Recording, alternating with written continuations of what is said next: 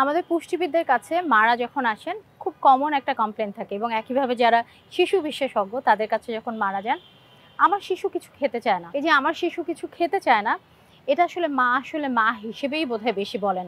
কারণ ওই শিশুটাকে যখন ওয়েট মেশিনে দাঁড় করানো হয়, তার ওয়েট, বয়স এবং হাইট অনুযায়ী ঠিক আছে। তার হাইট মেশিনে যখন তার হাইটটা মাপা হয়, তার হাইটও কিন্তু তার বয়স অনুযায়ী ঠিক আছে।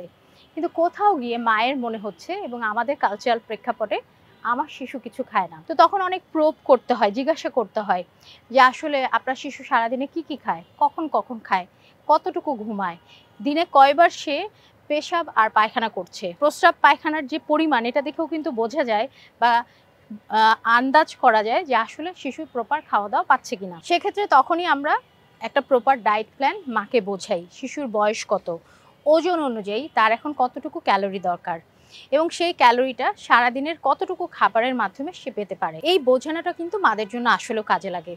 এবং শিশু খেতে চায় না, এটা হয়তো মা যখন নিজের সাথে কম্পেয়ার করেন, একজন অ্যাডাল্টের সাথে কম্পেয়ার করেন, তখন মায়ের বেশি মনে হয় যে আমার শিশু কিছু খায় না। সকালবেলা মেইন এই সময় বাচ্চাদের, যদি আমরা 2 বছরের পর থেকে চিন্তা করি, আসলে স্বাভাবিকভাবেই আমাদের 3টা মেইন মিল, সকালের নাস্তা, দুপুরের খাবার, রাতের খাবার এবং আমরা বলি 2টা মিড স্ন্যাক্স লাগবে।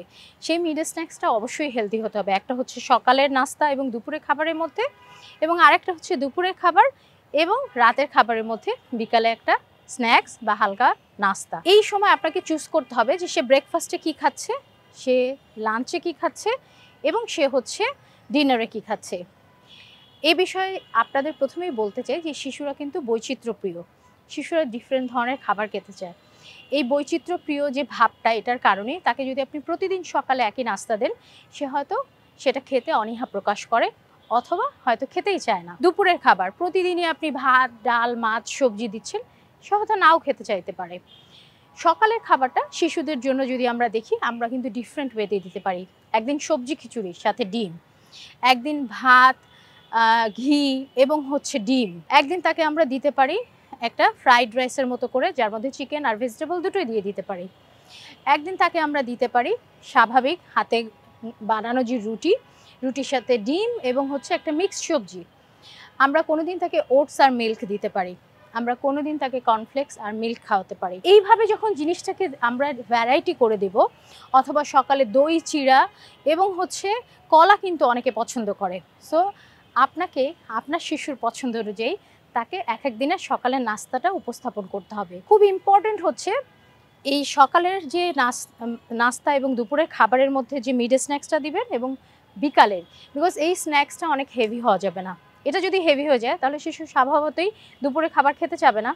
আবার বিকেলের স্ন্যাক্সটা যদি হেভি হয়ে যায় তাহলে সে কিন্তু রাতের খাবার খেতে একটু অনীহা প্রকাশ করবে। সুতরাং এই সময় আমরা সাজেস্ট করি তাকে যদি আপনি দুধ বা দুধ জাতীয় খাবার, যেটা এখানে তাকে 1 গ্লাস দুধ দিতে পারেন, দই দিতে পারেন, লাস্সি বানিয়ে দিতে পারেন। বাচ্চারা এখন মিল্কশেক পছন্দ করে, মিল্কশেক বানিয়ে দিতে পারেন।